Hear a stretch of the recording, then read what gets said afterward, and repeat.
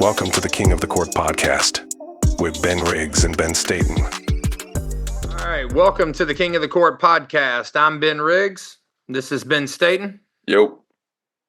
Hey, man. Well, I hope you had a Merry Christmas. Everyone's sick over here. I'm the one, the sole survivor.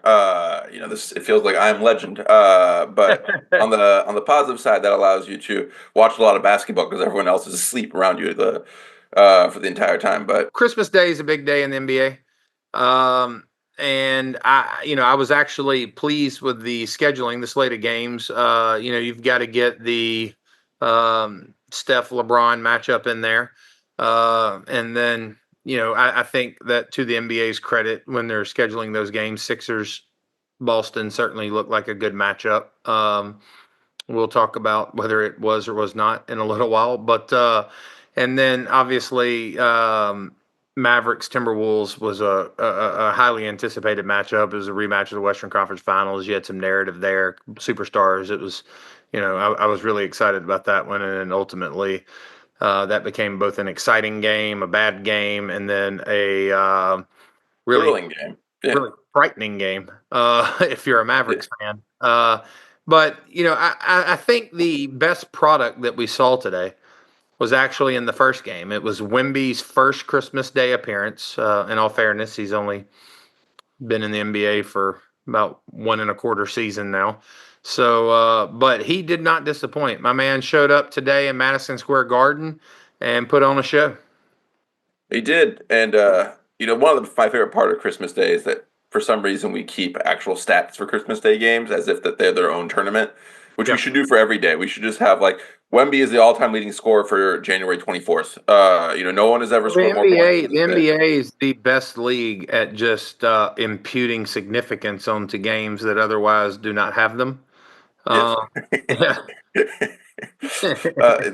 They created this whole hoopla. It was quite fun. He though was clearly really amped for it. You did not have to. You do not have to manufacture anything to be impressed with what he did today. Wemby had 42 points, 18 rebounds on 52% shooting, and he was 6 of 16 from three.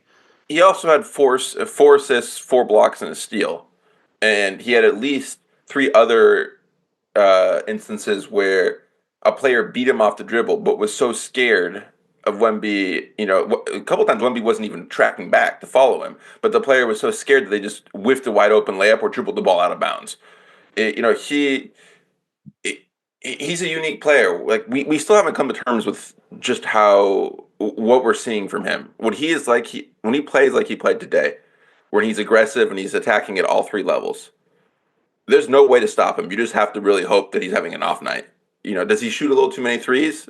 I mean, yeah, 16 3-pointers, is kind of funny, but, there's too many. But, I would say about 40 to 50% of those could be cold, and you can keep him efficient. The ones that he steps into, the catch and shoot, he's money on those now. Wemby above the break, stepping into a 3-pointer, I'm all for. Yeah. Wemby 2-3 feet off the 3-point line on the wing on an open catch and shoot, I'm all there for. Like you said earlier, I don't think we've come to terms with, what we're watching or what we have in Wemby. I think that's true. I also think it's true that he hasn't either. Oh, yeah. And that's part what makes it so exciting is he's just making it up on the fly. One of the reasons that young players can be so exciting is that they actually don't know oftentimes what they're doing, which means that they are more scary to defenses in some cases because they're literally unpredictable because no one has any clue what's happening. As players get older, they become wiser. They start making the right play, but the defense also knows what the right play is. Having some uncertainties and unpredictability makes for exciting plays. And he, especially when he goes in the post, he doesn't really have the footwork down at this point. Especially when he's back to the basket, he tends to inverse his feet or do the wrong thing. But what that leads to is he does these sort of leaning hooks, these leaning shots or these things where he literally fully spins around and shoots. He had a couple. He caught that one lob with his back to the goal and then spun in air and dropped it in. That was impressive. The agility he has at his height is amazing. And once the Spurs players get better at throwing entry passes, which they're still not great at. That's going to lock another weapon. But I was so excited by his.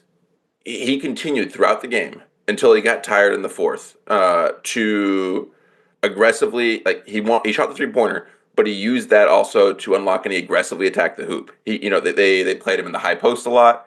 He's the one thing that's really missing from his arsenal right now is the classic back to the back basket hook post game. He doesn't have a hook shot. That's the next thing that's going to happen. It's kind of but he was fantastic. Underneath 3-point line.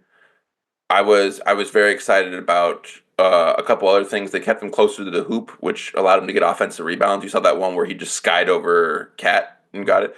That's one of the side benefits of playing a big man next to the hoop is it allows him to take advantage of his height to grab those rebounds. Yeah, I mean it's the rebounding discrepancy in that game was minimal. I think New York had one or two more rebounds, but then one of the things with a player like Wemby, you really just shouldn't lose the rebounding battle, but it has a lot to do with where he's positioned on the court. Yes. And I also think which is why they won the defensive rebounds overwhelmingly. And then the offensive rebounds they lost overwhelmingly. Yeah, the Spurs team is also they play like a very young team. Like Paul, if you watched them last year, they had no idea what they were doing. Like no one on that team had any idea what they're doing, which is one of the reasons they brought in Chris Paul, and he's actively teaching players on the court at all times. That and he's doing a fantastic job. Like the professionalism from last year to this year, it's night and day. But you see it, you still see that they're young and they don't really know how to do that at end of games because they get out executed. They make stupid mistakes. Stuff gets capitalized on. A couple of days ago against the Sixers, they had a 1-point lead with 1 minute left, and Julian Champagnie is one of their reserve guards, committed 2 turnovers within 10 seconds and cost them 5 points, and an N1 foul. There's just dumb, stupid mistakes. They only got 1 possession in the last minute of the game tonight. That's actually really hard to do. Like statistically really hard because the shot clock resets to 14. But they gave up 3 offensive rebounds on it. When New York smelled blood in the water, like their intensity went up several orders of magnitude, and particularly Josh Hart. And you see that overwhelming some of the Spurs players. Yeah. Wemby played his most minutes, but it's important to go back to how well he played. This was a truly amazing performance. You have a bit of everything for everyone. You have the people that want Wemby to be Kevin Durant, shoot a bunch of threes. He showed that today. He shows he has that potential. If people want him to be a classic post player, get his ass in the post, he did a little bit of that too. He showed that his agility, if he committed himself to that and learned the moves and practiced it, will make him an absolutely fantastic post player. He showed some interesting parts in the mid range. He showed some offensive rebounding ability. He showed an ability to attack off the drive, which has been an issue for him this season. He's gotten the ball pickpocketed a lot, but he's worked on his pump fake, which is now it just takes less time for it. Like it used to be like a 3-second pump fake, get someone in the air. His pump fake used to be like watching like some sort of hydraulic lever just like lifting to the sky. Yeah. It was very long, extended pump fake. He's picking the ball up earlier. He's realized now that he can do the Giannis, which is he can take one dribble and just pick the ball up and he can get to the hoop regardless. He still needs to work a little bit more holding the bar above his head. He needs to work on his strength when he brings the ball down. If people can swipe it pretty easily, it doesn't seem like he's holding the ball too strong. But when he plays like this, the only way to stop him is to hope he misses his shots because he's going to get something he wants, or you hope that he gets so 3 happy that he just starts bombing away nonstop from there. But no, he was fantastic. I think the Spurs have a question now about what the long-term pieces around him are going to be, and we're going to do to that point too. Though, I want to give a little love to Devin Vassell. I'm sorry, not Devin Vassell. I'd actually like to do the opposite of that with Devin Vassell. He had a really rough day. Jeremy Sohan. Like Yes. 20 points, 9 rebounds, 80% shooting, 3 of 3 from 3. Um, Played well on defense. Like I think that um, you know the way I saw Sohan used today is the way in which I think that plays to his strengths. Yes. He was cutting a lot, attacking the rim. Wemby was finding him. I think he can be a really good player if he's used in that way. 100%. He even made some 3-pointers. Now he has that weird He was 3 of 3. He was 3 of 3, and he 100%. has that weird hitch, which makes it look like he's spasming mid shot. But hopefully he can work on that. But if he can get his 3-point shot to like just like average 35% or something like that, or if he can master the corner 3-pointer, or some shot for that, they have threaded the needle on the spacing. The spacing with Wemby at the beginning of the season with Sohan was a big issue because Sohan was parking himself in the post. And Wemby was seeing that as like, oh, well, he's down there. I'm just going to shoot threes. And so the early games of the season, because Wemby was also breaking all of his 3-point attempts, he would take it was like 75% of his shots were 3-pointers, and it just didn't work. And then he got hurt a couple games in the season after he had some really promising games. But Wemby's rounded into form. He's more aggressive. He is attacking off the dribble. He sort of mastered that. Their fit works much better now than it has at any other point in the past year, basically year and a half. Last year there were some issues. They started him at point guard at the beginning of the year, which was a complete disaster. I've been really impressed with him. I think he's got, from the beginning of the season, I thought he was a piece that was going to be traded. I did not think he was a piece that fit with Wemby. I did not think that he was a piece. I didn't really get the sense that they necessarily they put on a good front publicly, but he wouldn't pass to Wemby last year at all. Like he would stare Wemby off, and it was like there were conversations about it publicly. That has all changed. You can probably credit Chris Paul. You can credit some just maturity on your own growing up, but they have a really good rapport on the court. They look for each other. Wemby caught him on a really really good lob. The downside, I think, Vassell. I don't know if he fits with this team. I like Devin Vassell. He does have a skill. He can get himself tough jump shots. Like he can hit. Like he's a good. He's good at making tough shots. The problem with him is that is all he does. He does a lot of contested fadeaways. A lot of contested mid rangers. That wouldn't be so much of an issue if he played more within the offense. He does not. He gets tunnel vision every time he gets the ball. He wants to score.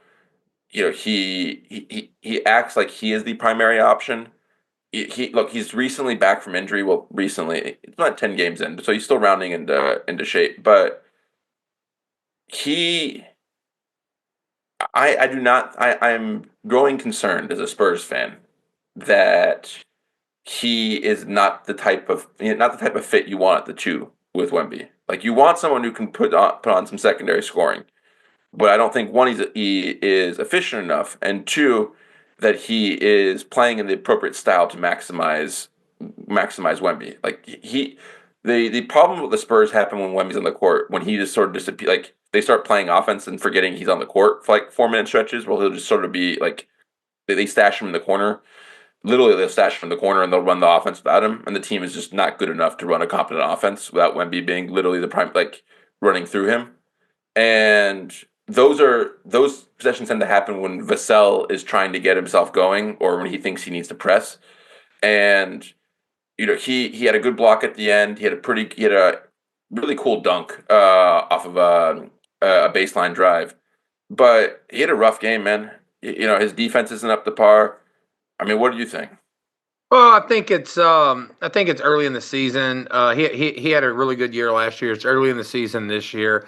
It's actually earlier in the season for him because he sat out with a injury for a significant chunk to start the season. So I mean, I'd be a little more hesitant to start to write him off because I think he's the kind of guy who could get going and be a huge addition on that team. I mean, it's I mean, I think it's easy. Like this season, I've seen so many players be written off or get like a written notice. Like I've seen Luca being be put on a written pit off. plan. Yeah.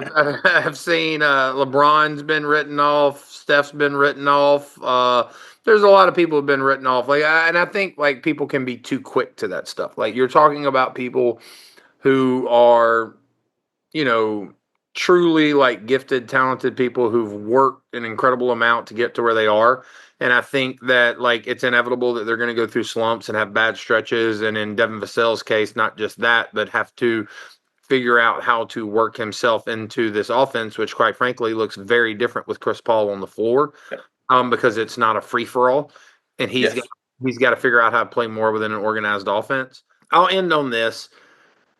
I sent you this as a text the other day, maybe today. I don't remember. I'm extremely tired. I have a 10-year-old woke me up this morning at God knows what hour, just leaning over me saying like, "Dad, it's Christmas. Wake up, wake up, wake up."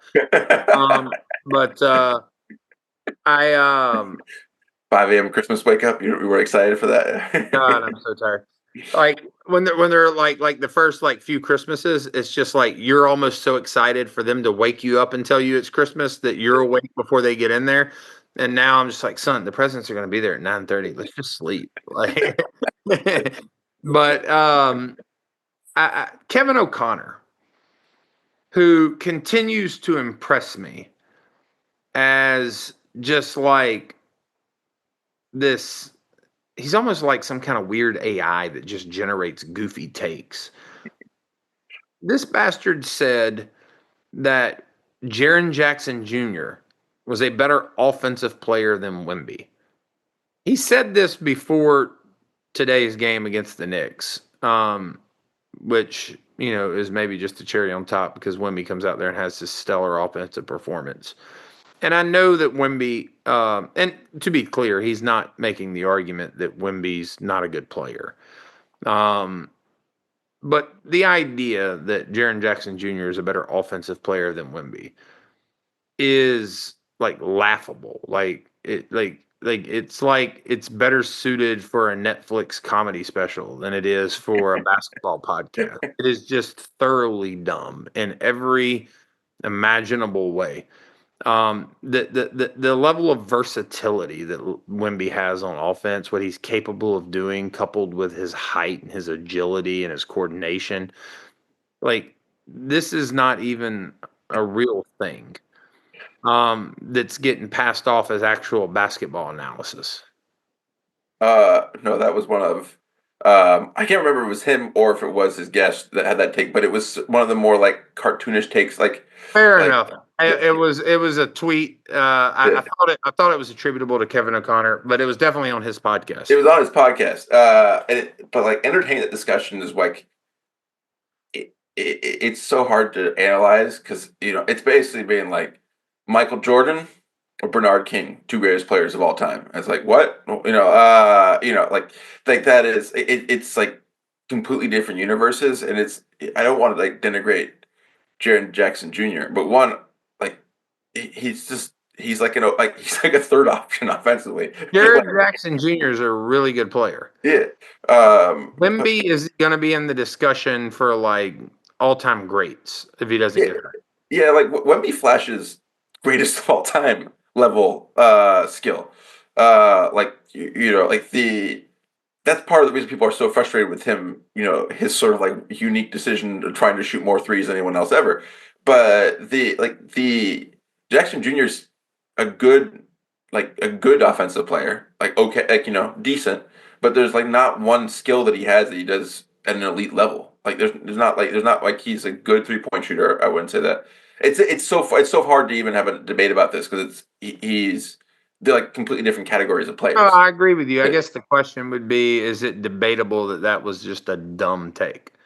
Like, no, I think you have to search. I think you have to be deliberately either you don't watch basketball or you have to be deliberately stupid to even entertain that. Because it's reaching for a very random player too. It's just reaching for a very we're getting close to like Wemby or Walker Kessler type of territory there. He, I saw that and I was like, I don't understand what like how this made this past the production meeting. Like because this is what like Oh, because gotcha. if you're Gotcha. trying to like have like a flame war happen where you're just trying to get clicks or views by having like by saying something inflammatory, like it's so far beyond being a reasonable take that I don't even think it's that inflammatory. I think people are just like, No, I agree. no, I agree. I like agree. it's the Gilbert Arenas special. Yeah, Yeah, it's not like that's not even something Stephen A. Smith is much more attuned to what gets clicks and that yeah, kind of thing. Like you're not going to get him making those type of utterances. yeah, This is very much like fringe podcast, corner of the internet type stuff. Where this is a fishing expedition. yeah, Like this is like you get a fishing guide and they take you out and they're like there are redfish here, there are tuna yes, here, like, and this is what a guide does. Like they have no guide on the tour that they're on. They're just like throwing stuff out in the water just to see if it'll bite. But I think that that's an interesting point for us to end on because it takes us full circle. Wemby is clearly a better offensive player than Jaren Jackson Jr., which is not a shot at Jaren Jackson Jr. It's more just acknowledgement of Wemby's great. I mean, can we be sure that Larry Bird was a better player than Gordon Hayward? I mean, that's like that's another great debate. They Once again, they're both white. they're both white and have dribbled and passed and shot. Like are we sure that one of Yeah. them is a better player? Hope you had a good Christmas. I hope everyone listening had a good Christmas. I hope you have a good New Year's. Happy Hanukkah. We'll see you soon. Peace.